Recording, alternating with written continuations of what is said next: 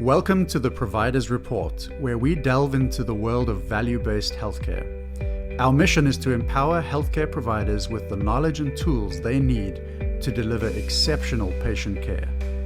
Each episode, we explore best practices, innovative strategies, and real-world examples of how to achieve the highest standards in patient communication and outcomes. Join us as we transform the future of healthcare, one conversation at a time. In this episode, we revisit a standout conversation from the Better Doctor Project, a podcast I was privileged to host before the Provider's Report. The themes covered are highly relevant to our goal of advancing value-based healthcare, improving patient outcomes, and practitioner fulfillment. Enjoy. Happy episode day, guys. It's Dr. Beck. We have two powerhouse female docs on our show today, Dr. Stephanie Halloran and Dr. Vivian Lee, who are going to chat with us today about patient-initiated sexual harassment. This is common, guys. Like all of the time common. A lot of us females probably already assumed that, but the reality is this topic is not yet talked about enough in all of healthcare. We should be preparing students, young doctors, and so many more in the fields out there how to properly and professionally, keyword, handle these situations. There have been a few studies out there letting us know just how common this truly is among healthcare providers. Dr. Lee will fill you in on the numbers that we currently have at the beginning of this episode. But quite simply, it's just way higher than it should be. I wish personally that I could count on one hand how many of my colleagues have been referred to as the, quote, new hot doctor, unquote, at their place of work. It's just not okay. So the question is, how do we handle this the right way? How do we lead our healthcare teams and address these situations head on when they occur? How does this affect male providers, both directly and possibly indirectly? There are so many questions and we have such little time. And to be honest, Dr. Mack and I actually talked with these docs so long that we had to break up this episode into 2 full episodes because the content was just too good to crop anything out. So we really hope you enjoyed today's episode and learned something great today. And don't forget, make sure you stay tuned for part 2 for more great info. So ladies, thank you so much for joining us, first off. Thank you so much for having us. Absolutely. Can you just start off chatting with us a little bit about what patient-initiated sexual harassment is and what it might look like in healthcare? Yeah, sure. So we define it as any unwanted attention or behavior that a provider finds offensive or makes them feel threatened or uncomfortable. And in terms of patient-initiated sexual harassment, it's any unwanted patient attention or behavior that makes us as providers find offensive or make us feel threatened or uncomfortable. And it can range from very subtle comments to very overt actions. For example, you're a really hot doc, and it can be a comment just like that, or it can be more overt, like writing a letter that's explicitly sexual. Yeah. So obviously in general society, I know the numbers for sexual harassment are pretty high. I know the one that everybody kind of thinks about the most is the 1 out of 4 females will be sexually harassed at some point in their lifetime. At this current time, do we have any kinds of numbers or just a general idea of how often this happens in healthcare? Yeah, so in terms of the medical setting, there's been several studies done. In one study of 422 female physicians, 76% report that they've been sexually harassed from a patient. And then in a different study of doctors, nurses, NPs, and PAs, it ranged from about 53 to 59% receiving patient-initiated sexual harassment. And then in the physical therapy realm, the percentage is about 86% in one study, and there's been a very small chiropractic study that reports 42% of female providers that experience sexual harassment. is ridiculously high. And I'd have to imagine, I think all of us on this call right now, we're in a pretty hands-on profession, and we got pretty up close and physical with our patients. We touch them, we examine them.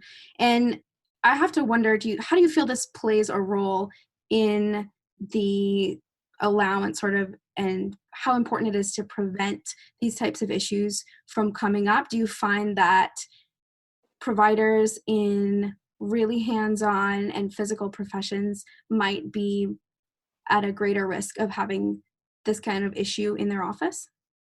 Yeah, so there's no research out there specifically, but just from experience, I would think that the fact that as a chiropractor, I have multiple visits with patients in a very short window, as well as there's this component of care that involves touch, which is not common in other specialties. That definitely makes the physical and manual care aspects a little bit different than other professions as well. Well, and it kind of makes me wonder too, our profession and several others tend to have a little bit more, I don't want to say the word emotional connection, but patients really like us. Yeah. And, they have a good experience in our office. I'm not the one, I'm not just their surgeon that they see one time and have very minimal conversations with. They get to know me, I get to know them. They love the fact that a week or two in, their pain levels have dropped, their quality of life has gone up. So they almost feel this unique connection, I guess, where it's not like I'm constantly presenting negative healthcare to them. So I almost wonder if some of the more friendly fields might have more experience with this too. Yeah, and so you also have to remember the physical touch aspect crosses a different barrier than most professions cross. So usually a lot of, if you think about primary care, the closest they're getting is checking your glands and maybe checking your abdomen, but actually touching someone and helping them feel better in the way that we do, even though it's not sexual, it could be very much sexualized by patients and taken the wrong way. So while I don't know that we experience sexual harassment more often, I would, and I have no data to back this up, I would assume that we probably experience more sexual harassment via touch and having that barrier crossed more often than, say, primary care or another profession like that. For those who are listening right now, those providers who are listening who are not familiar with chiropractic care, we're sometimes, when we're doing manual adjustments, not just touching the patient like you would on an exam, although we do abdominal exams and those things as well, but we're actually sometimes physically putting our entire body on or over the patient. And so I would imagine this really opens some doors. Sometimes I think we as providers probably don't even realize the doors that we're opening and the closeness, right, that we're providing to that patient who may not get that kind of closeness with anyone else in their life. We don't know always what's going on in their personal lives. And I think that goes to staff as well, not just to providers, but any supportive staff in our offices. I think they may sometimes not realize too how close they're getting with a patient. Patients, like you said, Dr. Beck, feel comfortable. Sometimes they come in and it almost feels like they're coming home when they come into the office. I know from personal experience, they're like, "Hey guys, I'm here," and it's great to have that kind of love and confidence flowing through your practice. That's how patients know you care. But I think there's a fine line of balance, and I think a lot of that starts with us as providers and the tone that we set in our office, and being aware of what doors we already have open for them to walk through. So when I'm doing an exam, there are a lot of times where I might have to ask the patient, where's their pain, right? And there are frequently times where they want to show me, touch my body. Oh, can I show you right there? Or they're going to show me on their own body. And other situations like that. And sometimes I have to think ahead, a couple steps ahead. And this is something I just learned from trial and error, unfortunately, because we didn't have a podcast like this.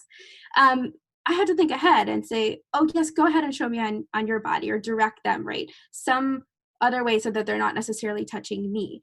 So I think of those things because I've had them happen to me. But sometimes I know our staff maybe has never experienced that before, or maybe doctors listening or nurses listening on this podcast haven't experienced those situations before. So what are some things that you think that we should be aware of in a healthcare setting before that patient ever walks through the door, and how we can help train our staff to appropriately sort of look ahead for those issues that might arise. So I would say the first thing for a female provider or staff is clothing choice. And same thing, I learned this while I was in clinic and had to, for those of you not familiar with chiropractic, when you're adjusting someone and bending over, should your shirt fall forward and the patient is face up, it can leave you very exposed. And I learned that in a VA setting in the Veterans Administration, working with veterans, and learned very quickly to lean forward and check my shirts every time I went into work to treat people. And so I think that can be a thing that's overlooked very early on and maybe not thought of because we want to look nice and look presentable. And we don't think we should have to think about men looking down our shirts when we're treating. So I would say clothing choice is probably the easiest way to limit some of that extra attention that you might get. Yeah, and there's also ways that you can direct patients to help avoid certain actions, right? So you brought up doing an exam, and patients frequently want to show you their pain on their body or on your body and not on their body. And so it can be as easy as a direct cue to say, on your body, show me where your pain is. It avoids them feeling like they should touch you because you're giving them a direction to go. And also as a provider, it's better for us to see where a patient's pain is on their body than for their interpretation on our body and then our interpretation back on their body. So a direct cue like that during an exam really helps avoid a patient from reaching towards you and touching you, even though it's not meant to be inappropriate. It still can make you uncomfortable, and it is easily avoidable. It's great too, because I think it also reinforces that doctor-patient relationship too, of you are guiding them through this whole situation, whether it's pain or the exam or whatever it is. You're there to be their guide and to help them. So I love that, because it just jumps ahead and really paves the way for them to do the right thing to get them better and refocuses back on their health, which is really great. So when it comes to our staff, is there anything we can do to make our offices, clinics, and departments more secure regarding these types of issues? I mean, obviously, if anything like this ever happens to one of them, we as the managerial department and as the providers probably want to know what's going on. So how can we make sure that they're going to feel comfortable discussing these situations with us? Well, I mean, you can establish that culture in your clinic at the start. So you can have those conversations where it's a place that it is okay and it is expected that they will disclose that information and they will be supported in what's happening. So I think that there's a lot of fear around reporting it. Obviously, when you're in a private practice or in a business, there's money that is tied to patients. And so you don't want to lose the business money, especially if you're an employee. If you don't know the management very well, and if the management is composed of mostly males, it could be very intimidating to come to them and explain to them, and embarrassing too, because you almost feel like you did something wrong and you could have done something to prevent it. So I think having that discussion as a team that we will not tolerate this if this happens to you. This is what it looks like if it happens to you. We will fight for you. We will stand behind you, and continuing to normalize that. And then on top of that, establishing that culture by having your patient sign some kind of agreement at the start, just like you do with HIPAA forms and everything else, saying this is the type of conduct we expect. If you do not uphold this, then we, reserve the right to fire you as a patient. And if it does happen, if it's a milder offense, you can show the patient you signed this agreement. You've said that you're not going to do this, yet you are. If this happens again, we're not going to be able to see in this clinic. Or if it's a more extreme offense, then, you have that stating that the patient said that they weren't going to do this, they did. And that's kind of being reestablished and showing the staff that you will support them. There are smaller comments that happen, such as comments about looks. We've heard stories from, recent graduates that they were in student clinic at universities and they brought explicit letters to their clinicians, and their clinicians continued to make them see patients that without confronting things. So I think that, once you get to that level of it being that extreme, females have probably gone through several iterations of this in different forms, either via comments or letters or something else where it's likely somebody didn't stand up for them before standing next to them. And that makes it harder to report it or to stand up for yourself after you haven't been supported so many times in the past for much simpler, less embarrassing things. I think there's a whole gamut, like you said, of everything from comments to physical action. And I think some of that happens also regionally. So I think it's important to know and really explore in yourself before you ever get put in that situation where your boundaries are personally. And unfortunately, it's not very comfortable to think about these situations happening, but I think it's really vital to take the time to actually explore that within yourself and where you feel your boundaries are. Because I think we've probably all been in situations where somebody said something to us and we laugh it off or move forward or don't say anything, whatever it is, however we choose to address or not address it. And then later on, we're still thinking about it. And we're like, man, I wish I would have said this, or I wish I would have handled that situation differently. And it's great because we learn from that and we move on. And that's what we're all about here, is learning from experience. But if we can prevent that and we start thinking about where our stomach might get in a knot if someone says something to us just over that line, figuring out where that line is for us individually, and I think encouraging our staff to do that preemptively is really helpful. I know regionally, I'm in the South, my whole family's from New York, so they're pretty blunt and straightforward there, but in the South, it's not unlikely that someone's going to walk in and be like, hey, sugar, how you doing? And for me, that's not a big deal working here. My first job was actually in the panhandle of Florida, which everybody has real thick accents. Everyone's real sweet. Bless your heart. And it's super fun and everyone's really nice. And there's just a different lingo there, right? And there are different colloquialisms that come through no matter where you are in the country or in the world. So for me, that was my first time ever living in the panhandle of Florida. And I remember people would come in all the time. Oh, hey, I went by Dr. Mack there. So patients would get surprised. They'd come in, you're Dr. Mack? Like, I expect like a big guy, like a Mack truck, like a big Mac. And I'm like, oh yeah, just me. Hey, y'all, And, but everyone was really nice to come in, saying, hey, sugar, hey, sweetie, honey bun, how you doing? They didn't mean it in a negative way. Whereas if I was practicing in New York or living still in Pennsylvania, I think it would have come across very, very differently. However, there were times when this line was crossed. So for example, I know we were talking earlier about clothing choices. For me personally at that job, I wore dress clothes at the time, always high-necked, always, comfortable and very covered. And we also wore white coats. So everything was pretty much covered. There was no worry about bending over, anything like that. And a lot of the patient files were in a big case behind the front desk. Well, one day I was back there, had to get a file from the very bottom shelf. And there was thankfully nobody else in the office except for my front desk, and the other doctor was in the back. And I, thinking ahead, knelt down on one knee to get this file as opposed to bending over, right? So here I am, down on a knee, finding this patient's file, and a lovely Southern gentleman comes in, says hey to the front desk, peeks over the front desk as he's checking in, and says, oh, you look good on your knees. That was that moment where I realized, all right, here's that line. Okay, nothing that I could have done would have prevented that situation at that moment. And I thought to myself, this is the first time that he's done that. My options are play it off, talk to him straight up, make a joke back. There are so many different things you can do, right?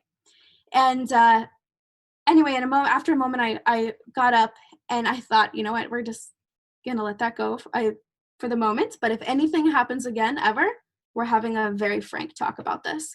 So I stood up after I found the file and he said, oh, the lady got a raise. And I said, let's go have a chat. So we had to sit down and we had to talk about that. He was extremely apologetic.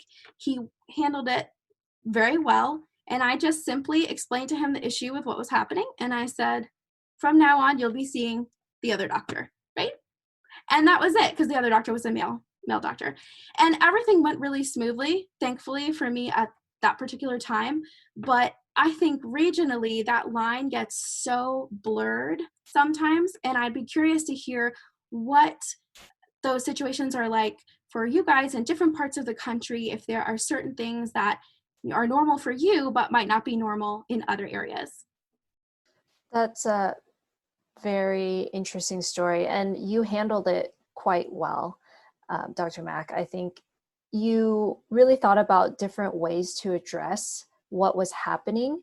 And I think to answer your question, first of all, every situation is different and the context is completely different. Even the same words from different people can have different subtle intentions towards it and can be perceived differently, right? So a 95-year-old man calls me baby is different than a 25-year-old that calls me baby. And that is all judgment. But I think what it comes down to is remembering to think about or identifying with what makes you uncomfortable. If that makes you uncomfortable, then perhaps think about addressing it. And you don't always have to address comments or actions directly. You can do it in many ways. Like you brought up the example of making a joke, right? That can be a very good way to address something that's happened in a subtle manner that doesn't feel like you're getting attacked on the patient side, but also gets your point across. And there's lots of different ways that you can address the situation and what's going on. But I would like to say that this type of stuff happens out of nowhere. There's not like, oh, I think this guy's going to make a weird comment. It just suddenly happens, and you get caught so off guard that you don't sometimes have even enough time to think about it and think about what to say before the moment is over and there's a different exchange of information or a different conversation. Everything has moved on, right? And so it really does happen out of nowhere. And I think Dr. Holleran has really good ways to address it. And so, yeah. Yeah, so I will actually say that I've adapted the way that I address it. So first, regionally, it's been interesting because over the last 6 months, I've transitioned from New Haven, Connecticut to Charlotte, North Carolina. So the southern part of things, I am very much growing accustomed to being called darling and honey and ma'am pretty regularly. It's funny, I actually had a patient today call me darling, and immediately just his face just froze, and he's like, I'm really sorry, ma'am. I'm from the South. I call everyone, I didn't mean any disrespect. Like, I know you're a doctor. And I was like, you're okay. You're very sweet, but thank you for apologizing. But as far as adjusting it, I found myself more not addressing it as my way of addressing it. So it actually happened just a couple weeks ago. I had an older man, a nice guy. I've been treating him probably 4 or 5 times now. And he came in and we're nearing the end of our session. And as I'm about to adjust him, lumbar side posture, he's like, yeah, I was telling my boss how I get to go see this beautiful and really smart chiropractor who just, wails on me. And it makes me feel so much better. And it was the last patient of the day. It had been a hectic Monday. And I was like, I just don't have the bandwidth for this right now. And I didn't smile. I didn't laugh. I didn't acknowledge it. I just said, okay, like, take a breath, blow out, relax, and just left it at that. And sometimes that is, if you're really uncomfortable with it, that is the best way to respond. So no nervous laughter, don't even acknowledge them. And usually they get the cue that you're not going to entertain that. My other favorite way for beginners to engage is just by using a one-word response. So picking something that's unwelcomed, that was inappropriate, just picking that one word and saying that out loud, that's unwelcomed, can just be a fast enough response that you can do on the spot without really having to think about it. So those are probably my top 2 favorite ones. There's other ways that you can approach it that maybe aren't as direct or as cold if you're more of a warm bubbly person. I'm not. But if, you can say something like, I think you meant to give me a compliment, but that statement was, inappropriate, or that statement was unwelcomed. And I'd really appreciate it if you'd stop saying things like that to me while we're in the office. So I think those are probably the three simplest ones. If it keeps happening, saying, you keep talking about the way that I look, I'd rather focus on the way that I deliver care and how much better you're feeling. And if you can't focus on the work that we're doing here, we're going to have to terminate care. We won't be able to see each other anymore in this setting. I think those are all fair responses. And it depends, on the person, like Dr. Lee said. You know your patients, and what they're saying or trying to say, or if they're being extremely disrespectful, or if they're just being, a cute 80-year-old man who really means no harm. And so you get to choose the way that you respond to that based on the way that you feel. But even if you walk away from the situation, like you said, Dr. Mack, you leave and it's turning around your head, you are welcome to bring it up at the next visit. You don't have to bring it up right away, but at the end of the visit, you can say, when we met last week, you said this thing.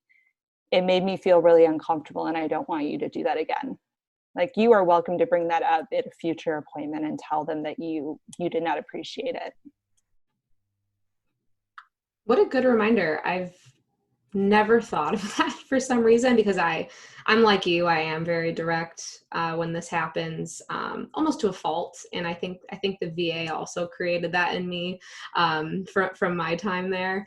But I think if you, for some reason, get so caught off guard, you absolutely can bring it up at the next appointment, if there is one, by all means, and sit on what you want to say, if that's comfortable for you, whatever makes you feel more comfortable at the end of the day, because we might think about it for a whole week or a whole month after it happens. And if that's the closure you need to get over it and just feel comfortable in the sense that, hey, I confronted that person, if that's what's going to make you feel better, why not? So thank you for bringing that up. That's a great point. You can always come back to that. Well, it's also, you have to think about it in the way that if it's bothering you that much that it lasts until the next appointment, how good of care can you deliver right as a physician? If you are very hyper-focused and, maybe angry at this person for being disrespectful, how can you then provide them the best care possible when you're harboring that? Oh, absolutely.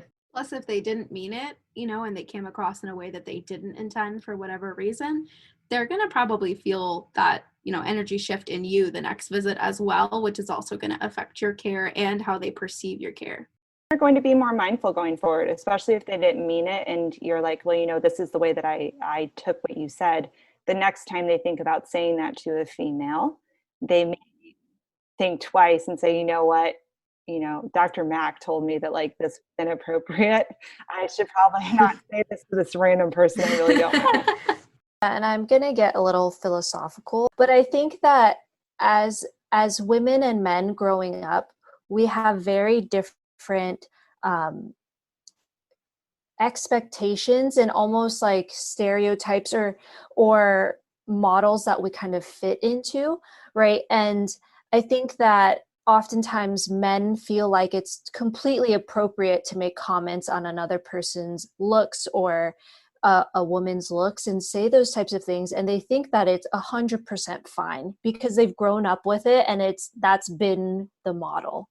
And it's, as doctors, we're supposed to educate our patients on their body and their health, but it's also maybe appropriate for us to educate them on what is inappropriate to another person.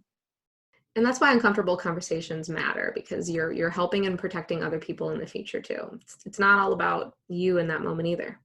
You guys, this is exactly why we have these conversations on Better Doctor Project. I can't believe that we've already reached the 30-minute mark, but that means that it's time to wrap up this episode. It also means that this conversation is way too good to stop now, so we're going to have to go ahead and keep the conversation going with the second part of the episode, Hot Doctor, which will be coming out in just 2 weeks. So make sure you hop back on to catch the second part of this really important conversation and how we as providers can empower ourselves and our staff and colleagues to make excellent choices and actions when it comes to these difficult situations in our office. So this week, make sure to go to betterdoctorproject.com and click on our show notes for this episode so that you can get all the visual and tangible resources that we'll be posting there so that you feel confident in implementing this in your office, practice, or department tomorrow. Share this with all of your friends and colleagues because you never know when this is going to happen to you or a beloved coworker or an employee or maybe even your supervisor. We need to know how to handle these situations no matter the role we play when it comes to patient care.